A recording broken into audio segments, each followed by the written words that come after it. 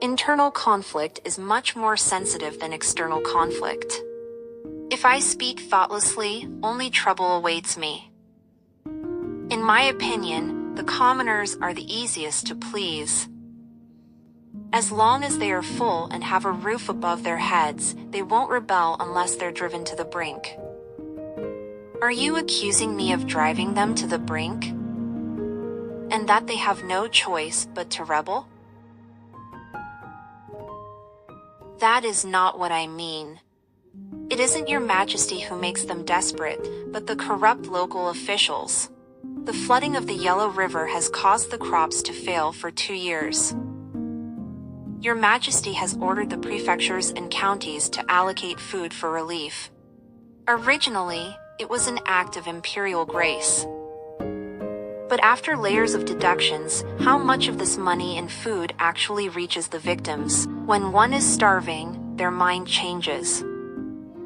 Those bandits in the mountains and forests then take the chance to recruit people, expand their troops, kill officials, steal food, and loot everywhere. If your Majesty sends elite troops to surround them, you will naturally wipe them out.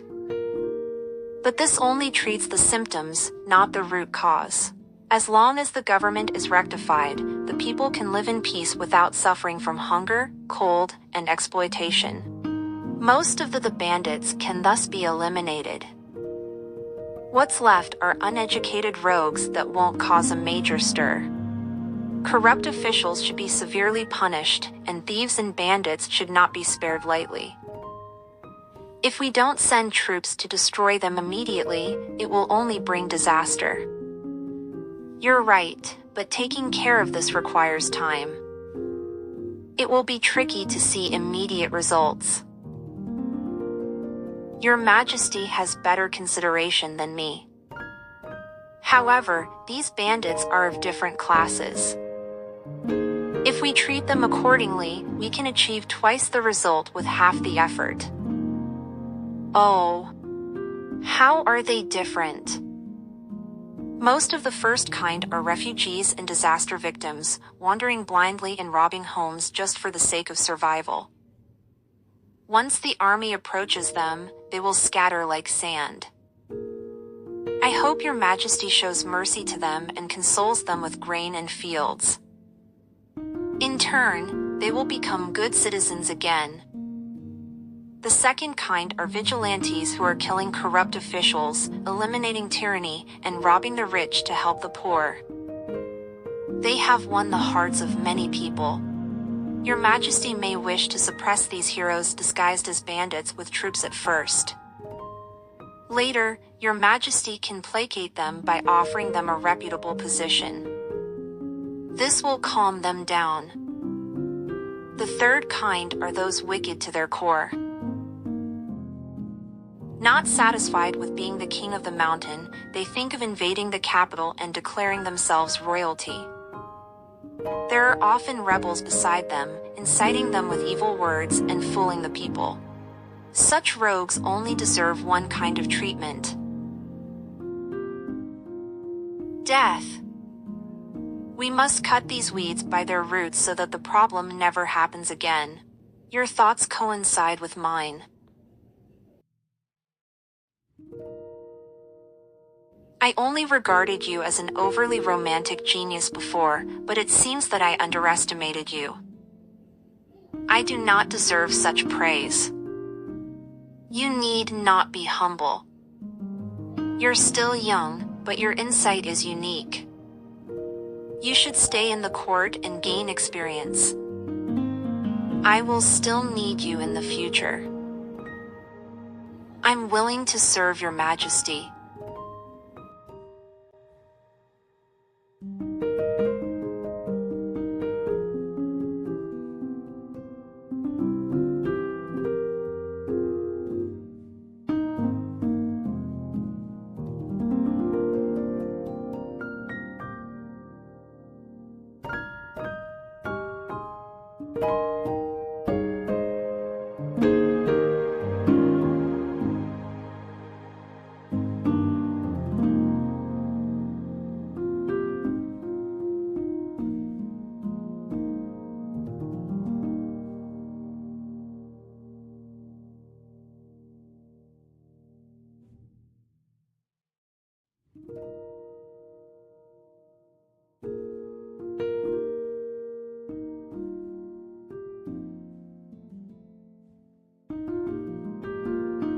Su Yan, Su Yan.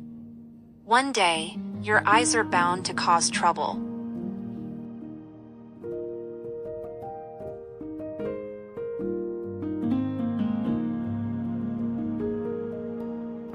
Bring Private Tutor Su to refresh himself, and then boil some medicine for his cold, or he is bound to get sick again.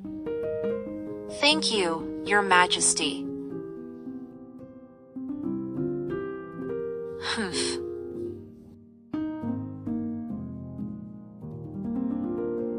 Eunuch Lawn. Oh. Private Tutor Su. Little Dang, where are you taking Tutor Su? It's him? Last time, he was the one who risked deceiving the Emperor to cover for me, so that I could avoid being discovered eavesdropping. The Emperor instructed me to take Private Tutor Su to dry his wet hair, and then boil a bowl of medicine for his cold. You can leave. I will take care of Tutor Su from here. Understood. I was fortunate to get your help yesterday, Eunuch Lawn. I'm really grateful for it. Your family and my ancestral lineage have some ties. It's only right for me to help you since you're also the only son of Su Karen. You know my father? More than that, your uncle and my father are sworn brothers. How about I call you my nephew? I didn't know about this. Greetings to you, uncle. You don't need to be so formal, nephew. It's enough that only the two of us know of this. In front of others, it's better to pretend not to know each other. The Emperor has always tabooed closeness between the inner court ministers and the outer court ministers. I'll remember that. Uncle, you're the Emperor's close attendant. You have a better foresight of most things. In the future, if anything happens, I hope you can give me a heads up. Of course. By the way, I accidentally lost my jade lotus leaf pendant yesterday. Did you see it in the garden? A jade lotus pendant? I didn't see it. Some greedy eunuch or maid probably found it. You need not be overly worried about it.